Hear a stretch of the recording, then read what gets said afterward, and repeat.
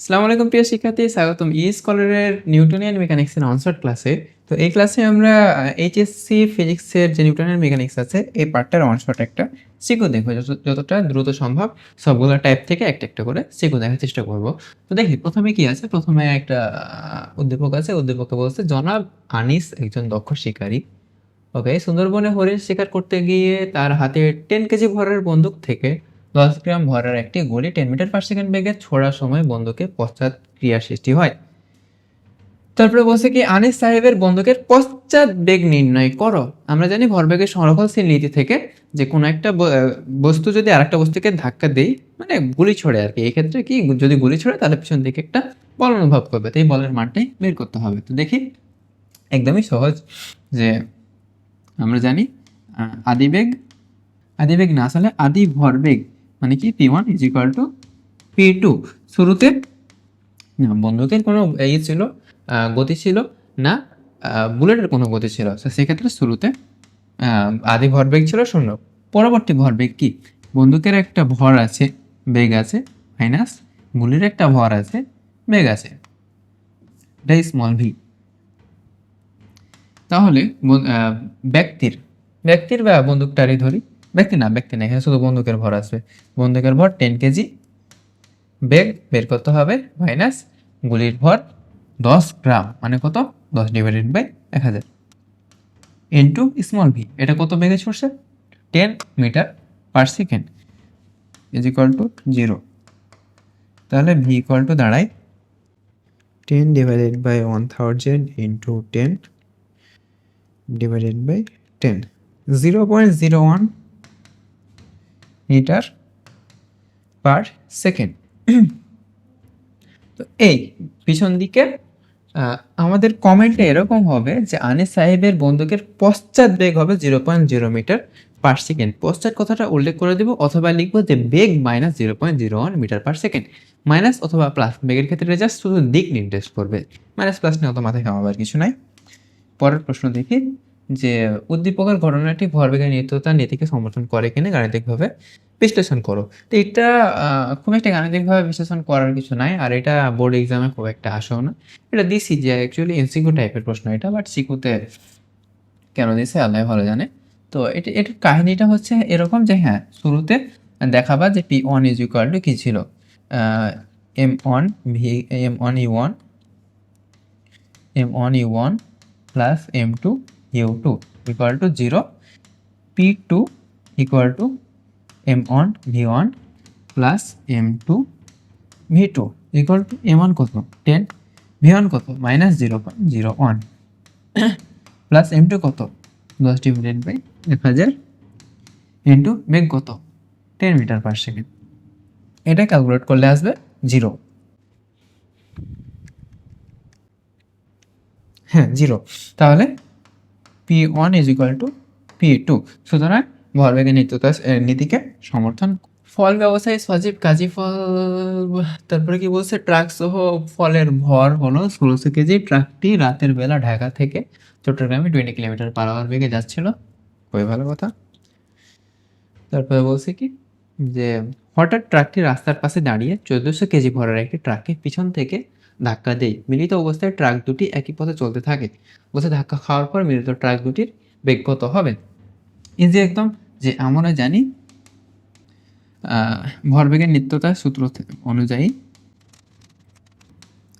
m1 u1 plus m2 u2 = m1 plus m2 into V. কেন, যেহেতু দুইটা একই সাথে মিলিত হয়ে গেছে, তাহলে এমন কত, শুরুতে ভর ছিল 16 কেজি, আদি বেগ কত ছিল এটা 20 কিলোমিটার/আওয়ার, কিলোমিটার/আওয়ারে হিসাব করলাম, সমস্যা কি, প্লাস m2 কত, m2 হচ্ছে 1400 কেজি, u2 কত 0 = m1 প্লাস m2, দুইটাকে একসাথে যোগ করে দিলে কত আসে 3000 ইন্টু ভি। তাহলে মিলিত বেগ কত হবে, ভি = হবে 1000 ইন্টু 20 প্লাস 0/3000।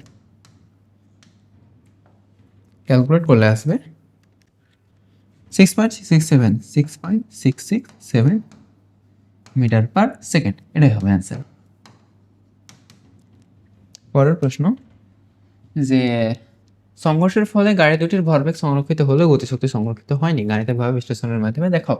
তো ভরবেগ তো সংরক্ষিত হয়েছে, এটা তো এটা তো এখান থেকেই আমরা বের করলাম আর কি, যে ভরবেগের সংরক্ষণশীল নীতি থেকে বের করলাম। তাহলে পরবর্তীতে দেখাতে হবে শুধুমাত্র গতিশক্তি। এখন দেখো বোর্ড এক্সামে খাতা কোন টিচারের কাছে যাবে সেটা কিন্তু বলা সম্ভব না। সো আমরা চেষ্টা করব গতিশক্তির যে নেতৃত্ব সূত্র সেটাও আরেকবার দেখাই দিব। তারপরে গতিশক্তির নেতৃত্ব সূত্র বলতে যে শুরুতে দেখাবো, আচ্ছা আমি করে দেখাই এটা প্রোটোটাইপ, যে ভরবেগের সংরক্ষিত হয়েছে কিনা সেটার প্রমাণ আর কি। সো লিখবো এভাবে যে ভরবেগের সংরক্ষণশীলতা, then P one equal to কি, দুইটার মিলিত ভরবেগ কত, M one U one plus M two U two equal to M one কত 1600, ইউ ওয়ান কত 20 প্লাস এম টু হচ্ছে 1400, ইউ টু হচ্ছে 0। এটা ক্যালকুলেট করলে আসে 32,000, এত kg metre per second, kg metre per second. আচ্ছা দেখি এবার 2 নাম্বারটা দেখি। 2 নাম্বারে কি বলছে, যে ফল ব্যবসায়ী সজীব কাজী ফল কিনে ট্রাক ভর্তি করলেন। আহা, ট্রাক সহ ফলের ভর 1600 কেজি, ভালো কথা। ট্রাকটি রাতের বেলা ঢাকা থেকে চট্টগ্রামে 20 কিলোমিটার পার আওয়ার বেগে যাচ্ছিল। হঠাৎ ট্রাকটি রাস্তায় পাশে দাঁড়িয়ে থাকা 1400 কেজি ভরের একটি ট্রাককে পিছন থেকে ধাক্কা দেয়। রাত্রে বাড়ালে ধাক্কা দিয়ে মিলিত অবস্থায় ট্রাক দুটি একই পথে চলতে থাকে। ঠিক আছে, ধাক্কা খাওয়ার পর মিলিত ট্রাক দুটির বেগ কত হবে? দেখছো, ধাক্কা খাওয়ার পরও থামে নেই, চলতে গেছে, নেভার গিভ আপ। সো আমরা এটা এমনি সলভ করব যে ভরবেগের সংরক্ষণশীল নীতি অনুযায়ী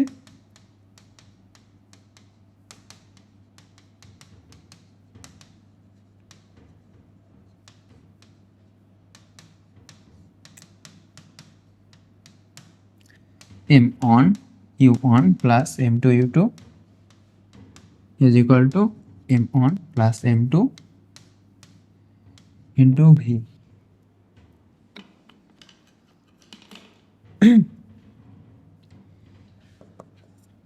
এখানে এম ওয়ান কত 1600, ইউ ওয়ান কত 20, M two into 0, M two হচ্ছে 1400 into 0 is equal to M one plus M two 1600 যোগ 1400 3000 ইন্টু ভি। তাহলে ভি ইকুয়াল টু দাঁড়ায় 1600 ইন্টু 20 প্লাস 0 ডিভাইডেড বাই 3000। তাহলে এটা ক্যালকুলেট করলে আসে into 20 divided by 3000, 10.667, 10.667 metre per second, এটা অ্যান্সার।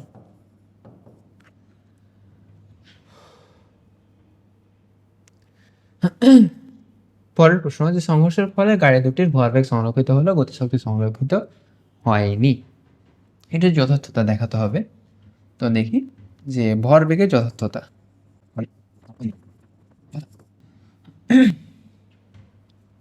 দেখি পি ওয়ান ইকুয়াল টু কি, M one U one plus M two U two equal to M one কত ছিল 1600 ইন্টু 20 ইকুয়াল টু কত 32,000, এত kg metre per second.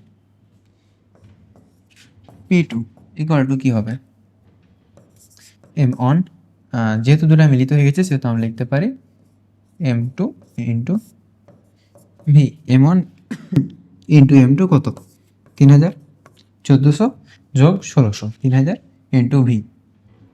V কত বের করছিলাম 10.667, ক্যালকুলেট করলে আবার এটাই আসবে 32,000, এত কেজি মিটার পার সেকেন্ড। একবার চেক দিয়ে নিই, হ্যাঁ 32,000। তাহলে P one equal to P two. সুতরাং ভরবেগের সংরক্ষণশীল নীতি মান্য করে। উক্তিটি যথার্থ, বাট এটা যথার্থ না। গতিশক্তিটা সংরক্ষিত থাকবে না। তো দেখি এটা কেমনে প্রমাণ করা যায়। গতিশক্তি সংরক্ষিত থাকবে কি না। একটা গাড়ি স্থির ছিল, মানে আদিবেগ 0, আর একটা গাড়ি বা ট্রাক এসে আঘাত করছে। এর বেগ ছিল 20 কিলোমিটার/আওয়ার, আর এর ভর হচ্ছে 1600 কেজি, আর এর ভর হচ্ছে 1400 কেজি। ঠিক আছে, তাহলে দেখি যে ইকে অন, মানে ইকে ইনিশিয়ালও বলতে পারো, ইকে আই ইনিশিয়ালি টোটাল গতিশক্তি কত ছিল, half m1 u1 square plus half m2 u2 square equal to half m1 কত 1600, u1 কত 20 দিয়ে হিসাব করবো আমরা, সমস্যা নেই। হাফ m2 হচ্ছে 1400 ইন্টু u2 হচ্ছে 0, তারপর স্কোয়ার। সো এটা ক্যালকুলেট করলে আসবে 0.5 ইন্টু 1600 ইন্টু 20 স্কোয়ার, আবার 32 ইন্টু 10⁴ এত জুল। বাট ইকে ফাইনাল মানে মিলিত হওয়ার পরে ইকে এফ মিলিত হওয়ার পরে কি হয়েছে, half m1 plus m2 V square, তাহলে half m1 plus m2 3000 into V square, বেগ কত ছিল 10.667, তারপর স্কোয়ার। এটা ক্যালকুলেট করলে আসবে half 3000 into 10.667 square, 170677 170677 point something আছে। তো যাই হোক, খেয়াল করি এখানে যে E K initial is not equal to E K final. আমরা কমেন্টটা লাস্টে এভাবে লিখবো যে যেহেতু E K initial is not equal to E K final, কিন্তু P1 is equal two P2, সুতরাং সংঘর্ষের ফলে গাড়ি দুটির ভরবেগ সংরক্ষিত হলে গতিশক্তি সংরক্ষিত হয়নি। উক্তিটি যথার্থ। কাহিনী শেষ। 3 নাম্বার, যে 10 কেজি ও 20 কেজি ভরের দুটি বস্তু 10 মিটার পার সেকেন্ড ও 15 মিটার পার সেকেন্ড বেগে পরস্পর বিপরীত দিক থেকে আসার পরে একে অপরকে ধাক্কা দিল। ভালো কথা, ধাক্কার পর বস্তুটা একত্রে যুক্ত হয়ে কত বেগে চলবে। দেখো যে 10 কেজি আর 20 কেজি ভরের দুটি বস্তু, একটা বস্তু দুটো বস্তু, এটা হচ্ছে 10 কেজি, এটা হচ্ছে 20 কেজির, একটা আর একটা থেকে বিপরীত দিকে আসছে। এই বিপরীত দিকে বেগ মানে একদিকে যদি পজিটিভ হয়, আগের দিকে ঠিক নেগেটিভ অবশ্যই ধরতে হবে। তো আমরা ধরে নিলাম এদিক থেকে এদিকে পজিটিভ, এদিক থেকে এদিকে নেগেটিভ ধরে নিলাম, যেভাবে ইচ্ছে সেভাবে ধরতে পারো, বাট ধরে নিলাম। তাহলে এইটা হচ্ছে প্রথম বস্তুটা 10 কেজি ভরের বস্তু 20 মিটার পার সেকেন্ড, বাট এর যে বেগ এটা হচ্ছে -15 মিটার পার সেকেন্ড। এই তারপরে একে অপরকে ধাক্কা দিচ্ছে, ধাক্কার পরে একত্রে যুক্ত হয়ে কত বেগে চলবে। সো সেম ভাবে যে আমরা জানি ভরবেগের সংরক্ষণ নীতি অনুযায়ী m1 u1 plus m2 u2 is equal to m1, যেহেতু মিলিত হয়ে গেছে সেহেতু m1 plus m2 into v, বা v equal to m1 u1 plus m2 u2 divided by m1 plus m2 equal to m1 কত 10, u1 কত 20 যোগ m2 কত 20, u2 -15, এই মাইনাস দিয়ে ফেলবো এখানে, ডিভাইডেড বাই 20, 10 প্লাস 20 একই কথা, 10 প্লাস 20, এটা ক্যালকুলেট করলে আছে 10 into 20 minus 20 into 15 by 30 minus 3.333 এত মিটার পার সেকেন্ড। এখন খেয়াল করি একটা নেগেটিভ চিহ্ন আছে, নেগেটিভ চিহ্নটা কি মিন করতেছে, নেগেটিভ চিহ্নটা এটা মিন করতেছে যে আমরা যে এদিক থেকে এদিকে পজিটিভ ধরছিলাম আর এদিক থেকে এদিকে নেগেটিভ ধরছিলাম, এটা অ্যাকচুয়ালি উল্টা ধরছিলাম আমরা। আমরা যেটা ধরছি সেভাবে বস্তুটা চলবে না, বস্তুটা অ্যাকচুয়ালি এই দিকে 3.33 মিটার পার সেকেন্ড বেগে গতিশীল হবে, তার জন্য নেগেটিভ চিহ্নটা আসছে। সো আমরা এভাবে লিখব যে অতএব বস্তুদ্বয়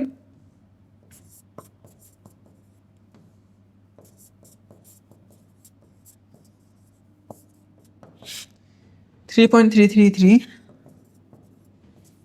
মিটার পার সেকেন্ড বেগে 20 কেজি ভরের বস্তুর আদি বেগের দিকেই চলবে। বস্তুর আদি বেগের দিকে গতিশীল হবে।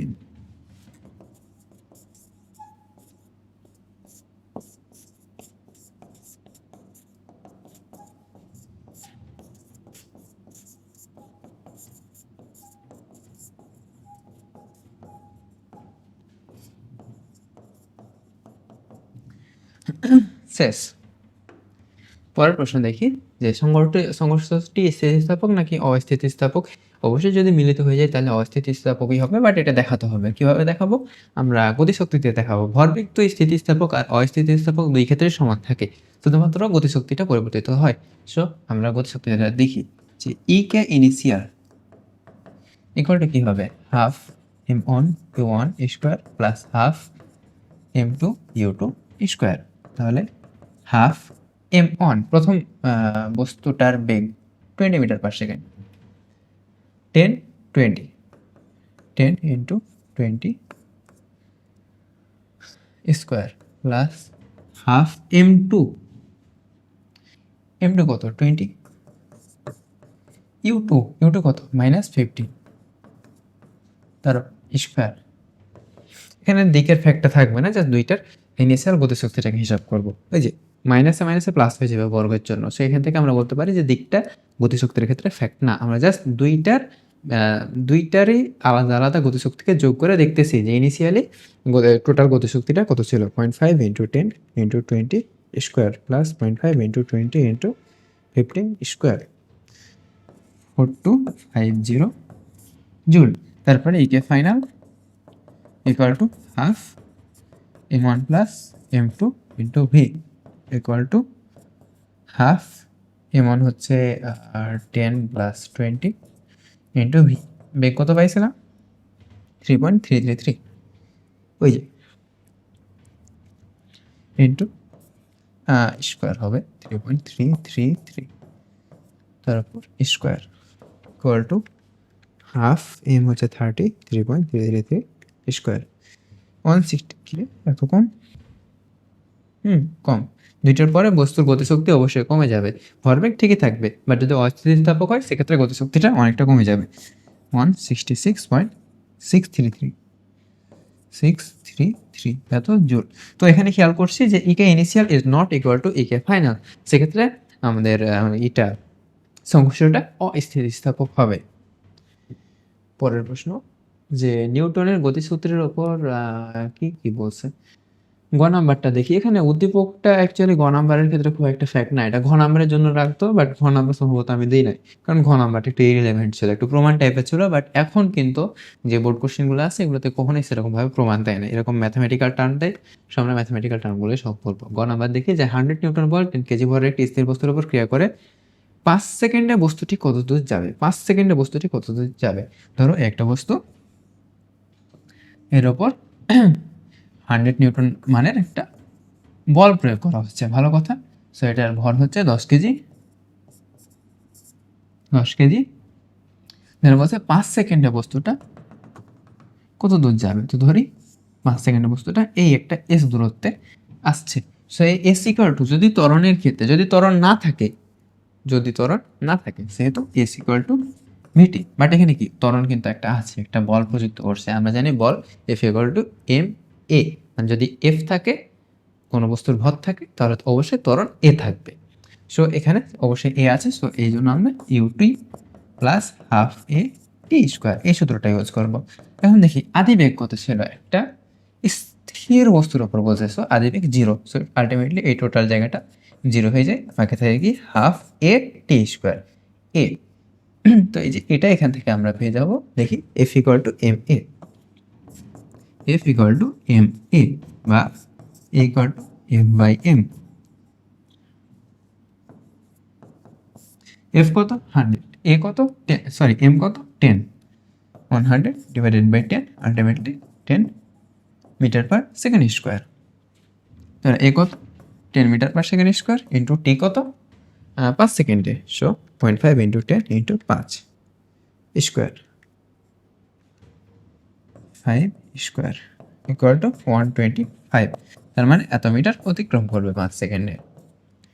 পরের প্রশ্ন, যে সুতার টান অর্ধেক করলে বস্তুটির কৌণিক বেগ কত হবে? উদ্দীপকটা দেখি যে আল আমিন বিশ্বাসী 20 গ্রাম ভর বিশিষ্ট একটি বস্তুকে 4 মিটার দীর্ঘ সুতার এক প্রান্তে বেঁধে বৃত্তাকার পথে ঘোরাচ্ছে। এই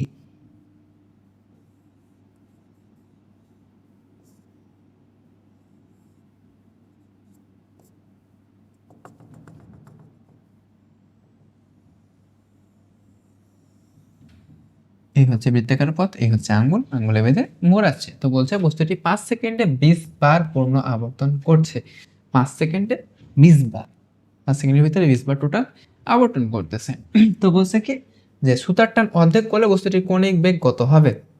কৌণিক বেগ আগে কত ছিল সেটা দেখি। সো আমরা জানি কৌণিক বেগ ওমেগা ইকুয়াল টু, ওমেগা ইনিশিয়ালটা দেখি মানে শুরুতে, omega is equal to 2 pi divided by T. এটা হচ্ছে একবারের ক্ষেত্রে, একবার ঘূর্ণনের ক্ষেত্রে, বাট এখানে বলছে কত 20 বার। সো একটা 2 পাই এন ইউজ করবো সূত্রে আমরা। সেখান থেকে ওমেগা অন ইকুয়াল টু আসবে 2 pi into 20 divided by T. T কত 5 সেকেন্ডে, সো 5 ইজ ইকুয়াল টু আছে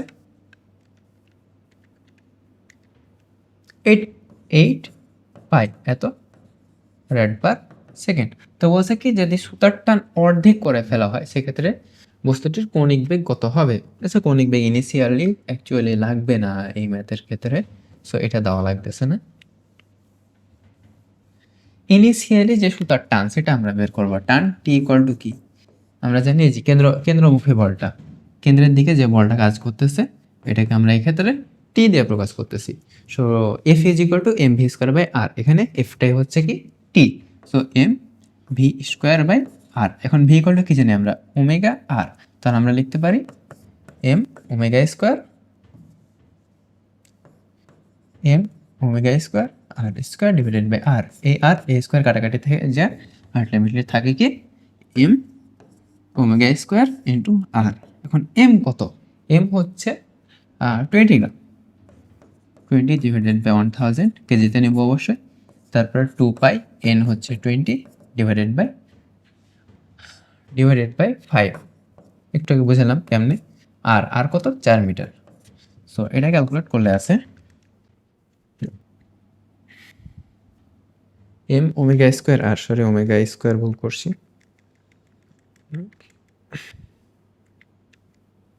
50.5323, 50.5323 এত নিউটন। এখন বলছে কি যে সুতার টান যদি অর্ধেক করে দেওয়া হয়, এটা হচ্ছে টি1, সুতার টান যদি অর্ধেক করে দেওয়া হয় তাহলে বেগ কত হবে? সো টি2 ইকুয়াল টু কি টি1 ডিভাইডেড বাই 2। সো এটা ডিভাইডেড বাই 2 করে দিলে থাকে কত 25.266। তো চাইছে কি কৌণিক বেগ কত হবে এবার। সো টি ইকুয়াল টু কি ছিল M omega square omega M omega prime square into R, বা 25.266 ইকুয়াল টু এম কত 20 divided by 1000 omega square, omega into R কত 4 ওমেগা স্কোয়ার অবশ্যই।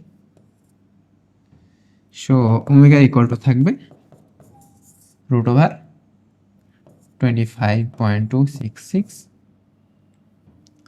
আর divided by 20 divided by 1000 into 4। So এটা calculate করলে আসবে root over 25.266 divided by 20 divided by 100 into 4, 5.6198, 5.6198 এত red per second. সেটাই হবে অ্যান্সার।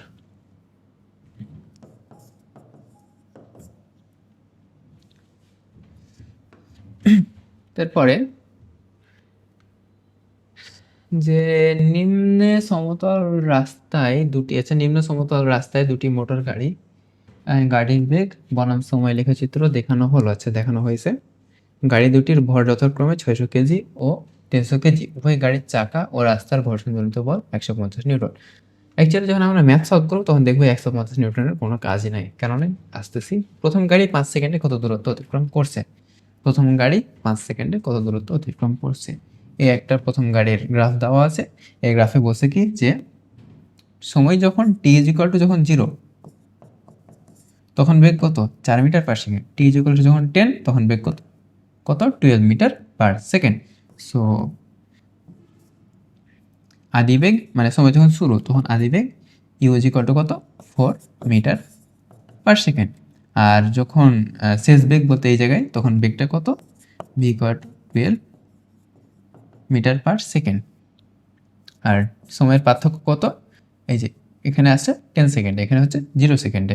সো সময়ের পার্থক্য 10 সেকেন্ড। সো এখান থেকে আমাদেরকে বের করতে হবে যে 5 সেকেন্ডে বস্তুটা কতটুকু দূরত্ব অতিক্রম করে। যেহেতু ত্বরণ আছে, ত্বরণ না থাকলে তো S equal to V T, but ত্বরণ থাকলে S equal to U T plus half E T square, S equal to U T plus half A T square. বস্তুটা কি শুরুতে স্থির ছিল না, স্থির ছিল না, আদি বেগ ইউ 4 ছিল, টি টি কত 5 প্লাস হাফ এ, এ মানে কত V minus U divided by T. এটি কিন্তু আলাদা টি, এটি হচ্ছে ত্বরণের টি। এখান থেকে আমরা ত্বরণটাকে বের করে ফেলবো, এখানে না জ্বর হিসেবে বাঁধায় ত্বরণ আচ্ছা দেখি যে ভি ইকুয়াল টু কি ইউ প্লাস এ টি, বা এ ইকুয়াল টু বলতে পারি V minus U divided by T. V শেষ বেগ কত 12 মিটার পার সেকেন্ড, আদি বেগ কত 4 মিটার পার সেকেন্ড, সময়ের পার্থক্য কত 10 সেকেন্ড।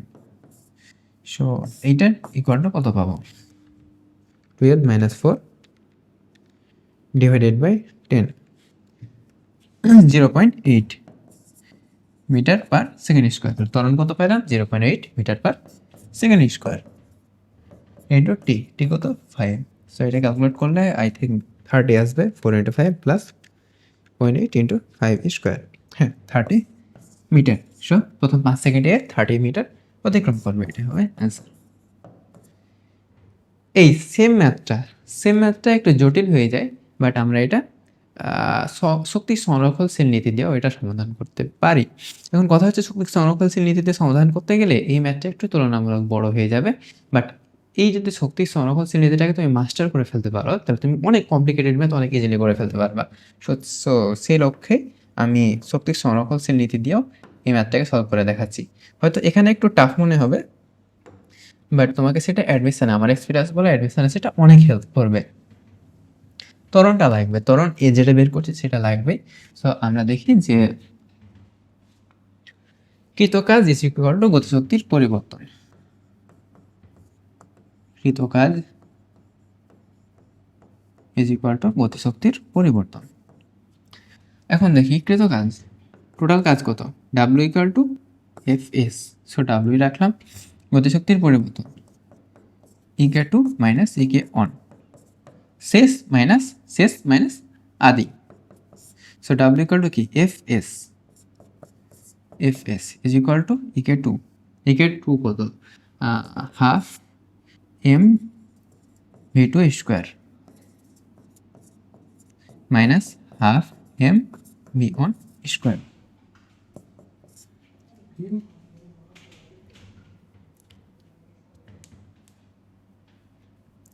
তাহলে এস ইকুয়াল টু কি হবে, হাফ এম যদি কমন নিয়ে ফেলি তাহলে ভি টু স্কোয়ার আর একটু by minus V one square divided by F.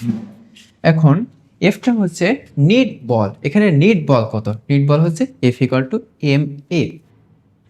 তো দেখি F equal to M A, M কত, এখানে এম দেওয়া আছে 600 কেজি, ত্বরণ এ কত 0.8, সেটা ক্যালকুলেট করলে আসবে 0.8 480 নিউটন। সো এখানে যদি সবগুলো মান বসায় দিই তাহলে half M V two square শেষ বেগ 12 square minus V one square কত 4 square divided by F 480 equal to, এটা ক্যালকুলেট করলে আছে এম এর জায়গাতে বসাই দিই 600 তাহলে এটা ক্যালকুলেট করলে আসবে 0.5 into 600 into 12 square minus 4 square divided by 480। Wait, এটা টোটাল 5 সেকেন্ডের ভিতরে নির্ণয় করছি আমরা। সো এইটা কিন্তু ইউজ করতে পারবো না, এটা হচ্ছে টোটাল 10 সেকেন্ডে এই বেগটা অর্জন করছে, বাট টোটাল 5 সেকেন্ডে কতটুকু বেগ অর্জন করছে সেটা আমাদেরকে বের করতে হবে। সো 5 সেকেন্ডের বেগটা বের করার জন্য আমরা V equal to U plus এটি এইটা ইউজ করবো। সো ইউ হচ্ছে 4, এ হচ্ছে 0.8 ইন্টু সময় হচ্ছে কত 5 সেকেন্ড। সো এটা ক্যালকুলেট করলে আছে 4 plus 0.8 into 5, 8 metre per second. So এখানে অ্যাকচুয়ালি ভি টু হবে কত 8 metre per second, half M হচ্ছে 600, ভি টু হচ্ছে কত 8 স্কোয়ার, ভি ওয়ান হচ্ছে 4 স্কোয়ার ডিভাইডেড বাই 480। সো এটা ক্যালকুলেট করলে 30 আসার কথা, 600 into 8 square minus 4 square divided by 480, 30 metre. এটা কাইন্ড অফ একটু তুলনামূলক বড় হয়ে যায় এই ম্যাথের ক্ষেত্রে, বাট ফিউচারে তোমাকে অনেকটা হেল্প করবে। লাস্ট প্রশ্ন, যে গাড়ি দুটি কর্তৃক প্রযুক্ত বলে তুলনা করে তোমার মতামত দাও। এখানে কিন্তু এই যে গত ম্যাথের ক্ষেত্রে দেখলাম 150 নিউটন আমরা ইউজই করি নাই, কেন? কারণ গাড়িটা অ্যাকচুয়ালি এই 150 নিউটন ঘর্ষণ বলটাকে উপেক্ষা করে 0.8 মিটার পার সেকেন্ড স্কোয়ার ত্বরণ গেইন করছিল। সো তার জন্য আমরা 150 নিউটনটাকে আমরা হিসাব করি নাই, এই ম্যাথের ক্ষেত্রে এটা লাগবেই না। তারপরে গাড়ি দুটি কর্তৃক প্রযুক্ত বলে তুলনা করো। সো এফ ওয়ান হিসাব করবা M1 ইন্টু A1, এমন কত? এমন হচ্ছে 600, A1 আমরা বের করছিলাম গত প্রশ্নতে 0.8, তাহলে 600 ইন্টু 0.8 480 নিউটন। তারপরে F2 হবে সেমভাবে M2 A2, M2 কত? M2 হচ্ছে 300, A2 কত? ত্বরণটা বের করতে হবে, সেমভাবে আমরা ত্বরণ বের করে ফেলবো। শেষ বেগ 12 মাইনাস আদি বেগ 2 ডিভাইডেড বাই সময় t 8। সেটা ক্যালকুলেট করলে আসবে 12 minus 2 divided by 8, 1.25 metre per second square, 1.25। So এটা ক্যালকুলেট করলে আসে 30 ইন্টু 1.25, 375 এত নিউটন। তো এখানে থেকে আমরা দেখছি যে F1 is greater than F2, F1 is greater than F2।